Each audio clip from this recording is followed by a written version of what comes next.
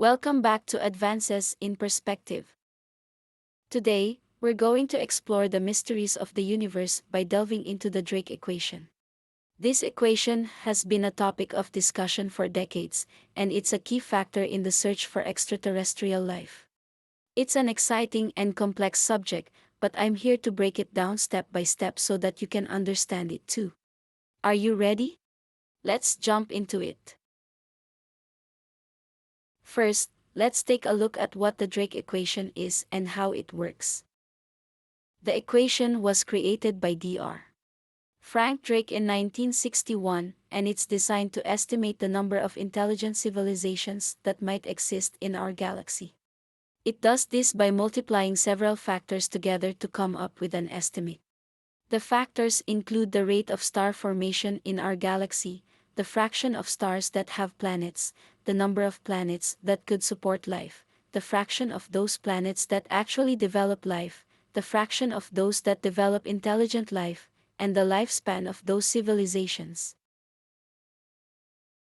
Each of these factors is difficult to estimate accurately, and there's a lot of uncertainty involved. For example, we're not sure how many planets in our galaxy could support life. But by multiplying these factors together, we can get a rough estimate of how many intelligent civilizations might be out there. So, what does the Drake equation tell us?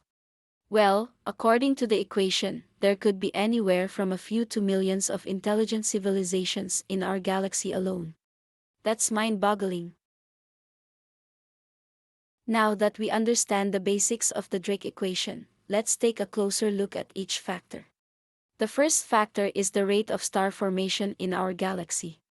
Stars are the building blocks of galaxies, and they play a crucial role in the development of planets and life. The rate of star formation in our galaxy is estimated to be around 7 per year, but this number is uncertain. It could be higher or lower, depending on various factors. The second factor is the fraction of stars that have planets. We know that many stars in our galaxy have planets, but we don't know exactly how many. Current estimates suggest that around 50% of stars have planets, but this number could change as we discover more about our galaxy. The third factor is the number of planets that could support life. This is a tricky one because we don't know exactly what conditions are necessary for life to develop. However, we do know that there are billions of planets in our galaxy, and some of them are likely to be in the habitable zone around their star. The fourth factor is the fraction of those planets that actually develop life. This is another unknown, but we do know that life on Earth developed relatively quickly, so it's possible that life is common in the universe. The fifth factor is the fraction of those that develop intelligent life.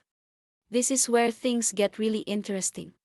We know that intelligent life has developed on Earth, but we don't know how common it is in the universe. The sixth term in the Drake equation is FC, which stands for the fraction of civilizations that develop a communicative technology. This factor represents the likelihood that a civilization with advanced technology would develop the ability to communicate with other civilizations, such as through radio waves or other forms of electromagnetic radiation. While we can't know for certain how likely it is that a civilization would develop communication technology, we can look to our own history for some guidance.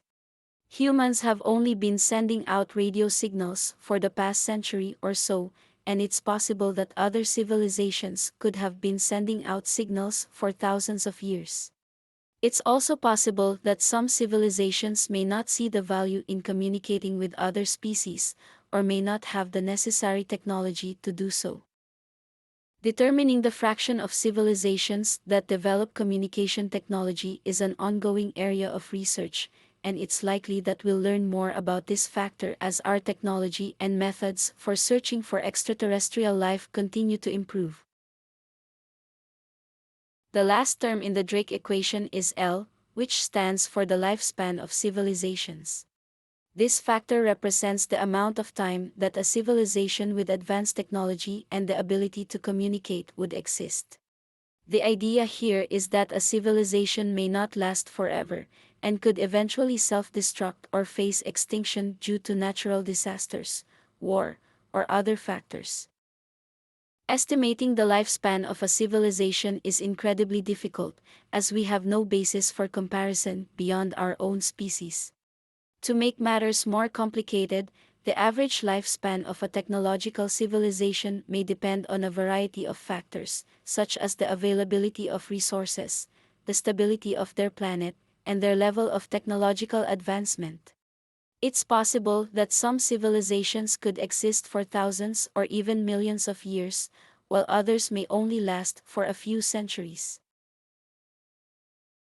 Thank you for joining me today on Advances in Perspective, where we've explored the fascinating world of the Drake equation.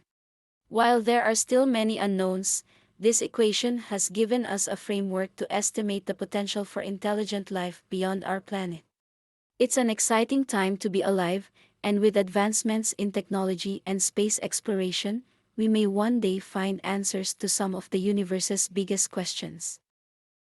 I hope you've enjoyed learning about the Drake equation, and if you have any questions or comments, please leave them down below. Don't forget to like and subscribe to our channel for more exciting content about science, technology, and the wonders of the universe. Thank you for watching, and I'll see you in the next video.